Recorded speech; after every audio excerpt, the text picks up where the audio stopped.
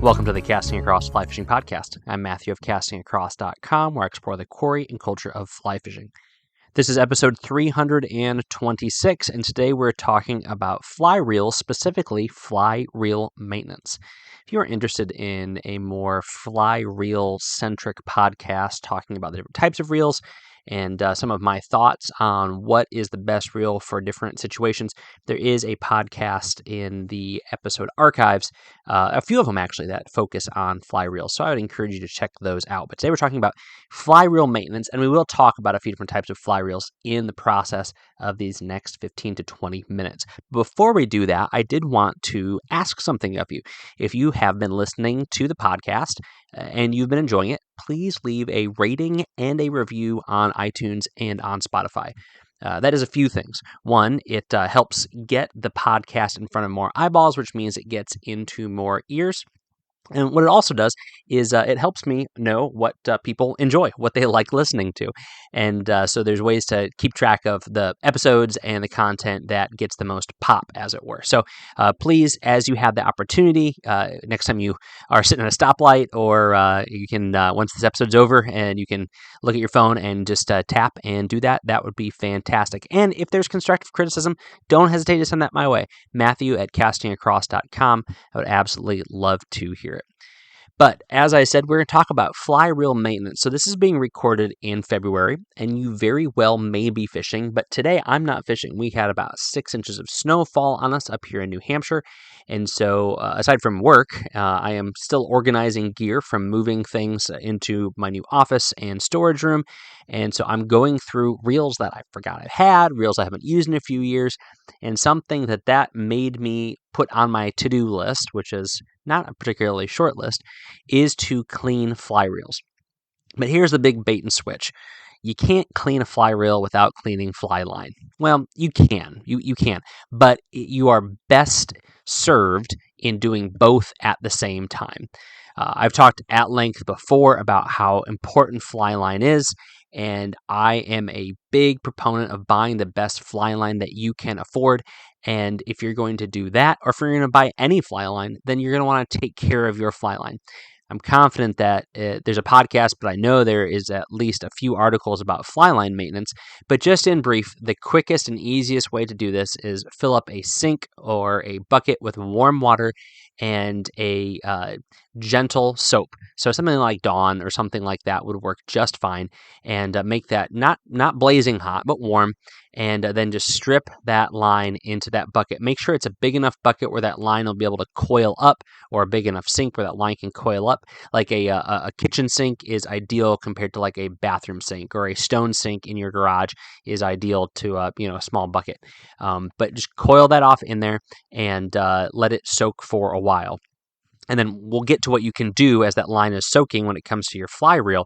But just in case I forget, because I don't have notes, then you're going to want to reel that line in and do it through like a chamois cloth, or just some sort of soft, abrasion-free cloth that you can pull the dirt and the soap both off of that fly line. I like to do this at least 2 times, especially with the line that I use the most. Definitely if it's a warm water line, where I'm probably going to be in contact with more debris. And I mean, undoubtedly, if this is a saltwater line, I like to go at least 2 times.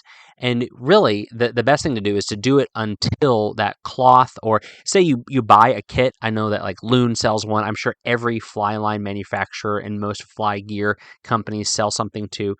They're like little blocks that have a wool patch, or even just a soft material on them that you can hold between your hands, so you apply consistent pressure. Or you can even clip to your fly rod. I've seen those also. But to strip all that line through it at tension, and then the second time you do it, or once you look at that cloth and it's no longer leaving a little brown skid mark, and how'd you think that you're going to hear that on the podcast today? When it doesn't leave that little grit line, then you're going to wind it back on your reel nice and tight. I prefer to not strip the backing out, but if you're looking at that backing and it is there's a big color difference, like if you're looking at that spool and you're looking at the ports on the side of it, the holes, or any whatever shape your spool comes in, and there is one color, and then as you strip all that line out, the backing that was not exposed to the elements or the sun is a completely different color. That isn't necessarily an indication that you need to replace your backing, but if there's a big disparity between those colors or the cleanliness of those, you might want to replace your backing, which at the point of pulling all that backing off, whether it's 75 yards or 275 yards, you might want to go ahead and replace that backing. I'm not about waste. I'm not about throwing things away, but that's something that you don't want that to be nasty, especially if you're using that reel a lot. But all that to say, you're going to want to, if you just have that regular backing on there still, you clean your fly line, you're going to want to be very, very careful, especially as you're winding that first half of running line, that end of that fly line that attaches to your backing. As you're reeling that back on the spool, you're going to want to make sure it goes on nice and level and even. And then you can be a little bit more cavalier as you get into the next 40 feet, because that's where you're going to be casting and reeling in anyway. So as long as it goes on, as it goes through the frame of that spool without rubbing up against it, then you're golden. But we're not talking about cleaning fly line. We're talking about cleaning reels. So let's back up and say you have that line in that bucket of warm soapy water. Now you have a frame and a spool. So your spool pops out of your frame, and you should know how this works with your particular fly reel. I know folks that, especially if you get a pre-assembled kit or something like that, that you may have never taken the spool off of your fly reel. You want to know how to do that in case there is an emergency.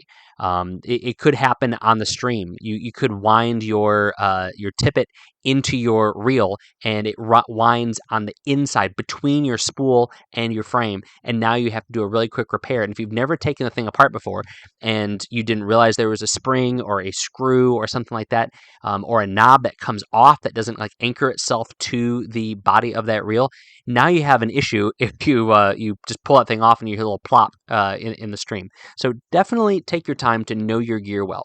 So this is now detached, and this is something you can do by playing with it. But the best case scenario is to look at that little instruction booklet that comes with your reel.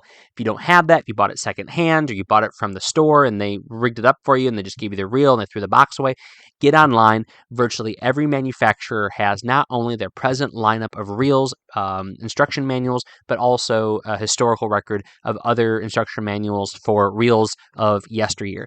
And just look at that diagram, look at the instructions. It's going to tell you a few things, and one of those is how to disassemble that spool from that reel. So the spool, again, this is basic, but I don't want to overlook anything. The spool is what your line and your backing go on, and the frame is what probably has the drag mechanism and usually has a center axis where the spool locks on, or axle, I should say, that now you can spin the thing. So now that this is apart, you can do a few things.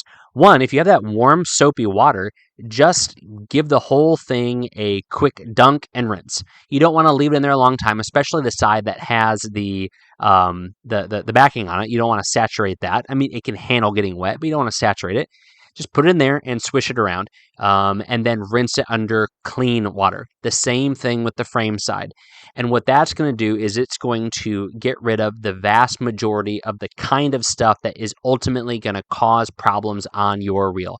And that is little bits of debris, little bits of grit, and maybe even the beginning of any sort of corrosion that could be on some of the parts that are susceptible to it. And then once you have rinsed it, you can give it a good dry. Obviously, it's going to be tricky to get into certain parts that are very, very small.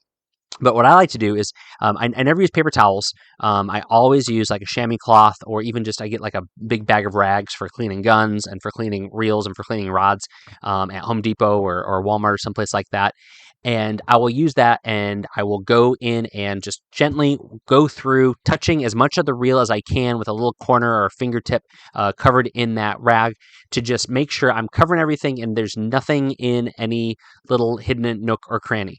Make a tight little corner on the wind up a little point of that cloth and go into some of the gaps and the crevices, and just look around, make sure there's nothing there.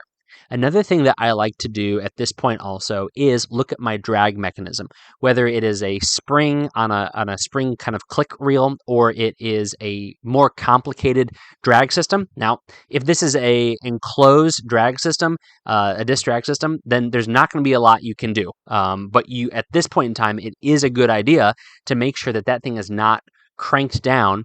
Certainly not cranked down harder than you would fish with, but really let off that drag, and now it's not as compressed and it's not as tight. Just like anything else, if you have that compressed, then it is going to kind of establish some memory in that spot.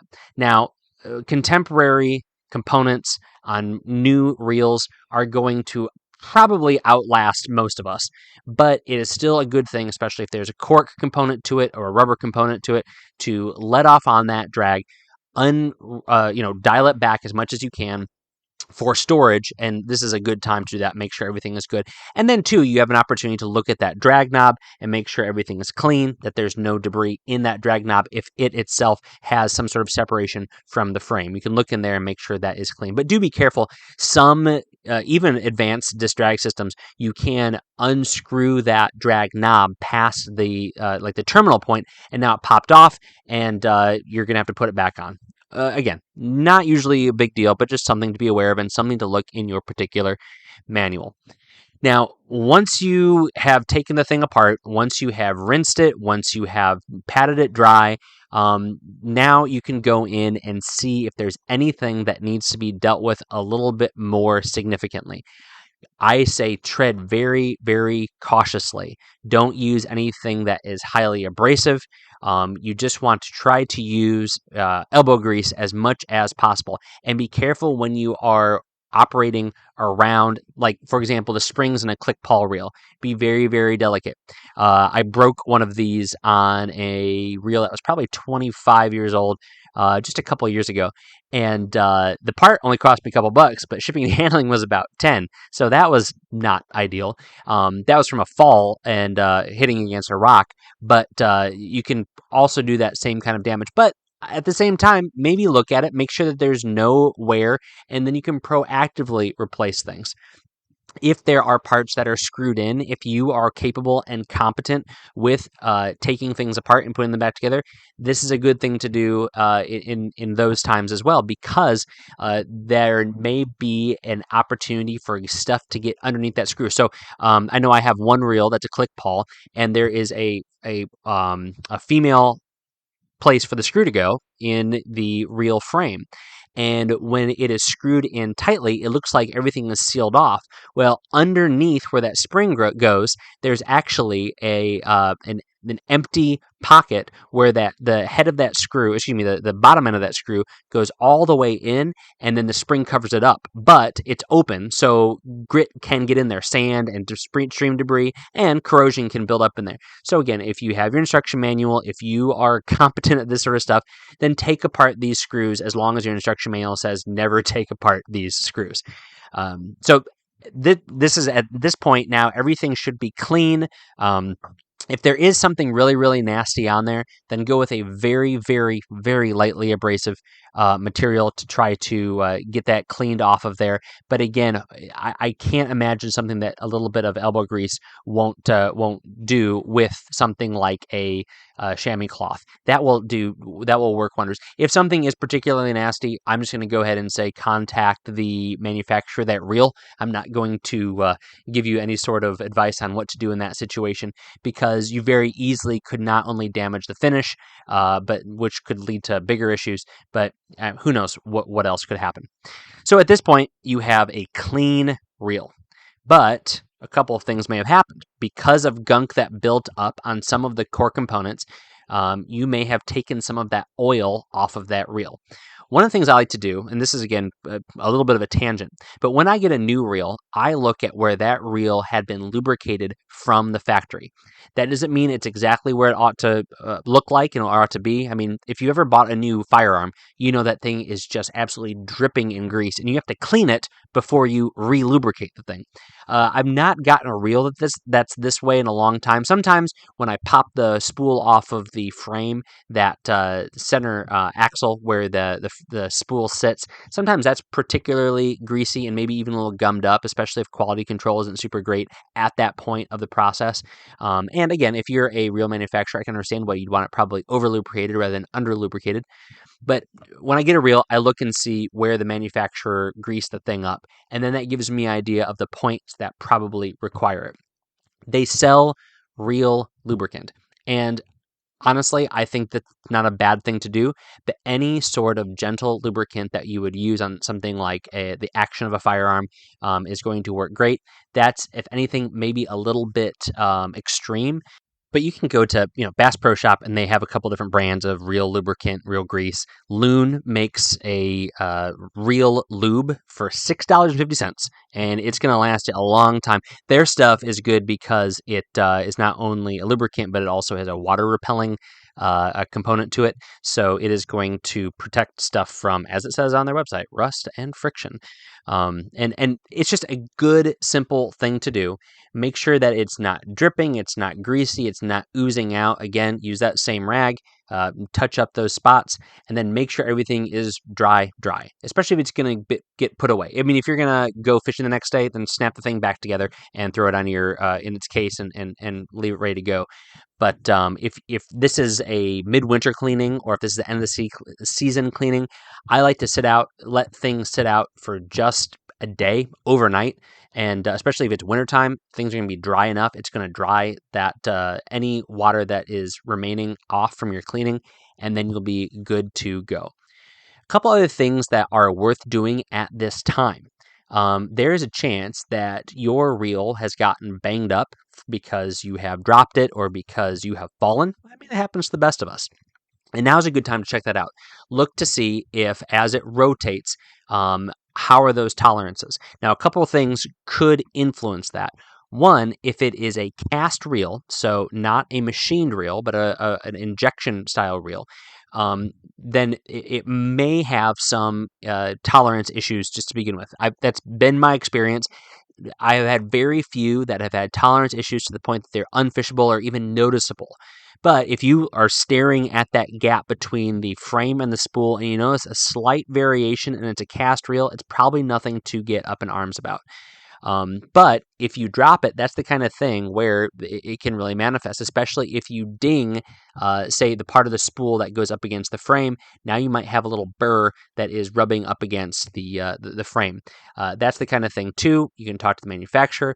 I have just applied gentle pressure with something like some vice grips, but I have something protecting the spool from the jaws of those. It's just to kind of push it back into shape. Again, you can do some real damage and make it non-functional if you bend it too much, but if you apply just the gentlest pressure, then I would prefer that than to like sanding it down using a file or something like that. Filing it down using a file, I should say. But that is kind of a do it at your own risk thing. But now it's time to look at those things. And if something got dropped, then you can maybe send it back, and the manufacturer, especially if it's a nice machined reel, they can do a little bit of work for you to clean that up. Or any other scuffs that you may have. The reel seat, too. I've had that where a reel's gotten banged up and the reel seat's not exactly straight, or that the little screws that hold the reel to the reel seat get slightly untightened just after casting. I mean, casting, there's a lot of torque actually happening in that spot.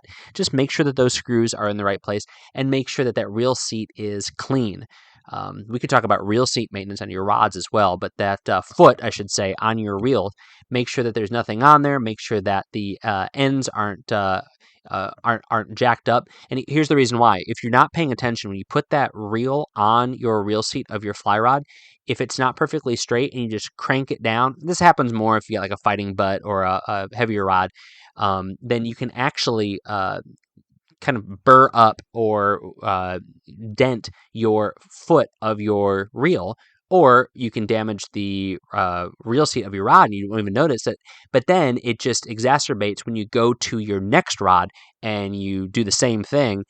any kind of chunk that you've taken out of your reel foot or any little burr you've put on it is now going to be scratching up the inside of that reel seat. So just something to be aware of and look at and just do a visual inspection.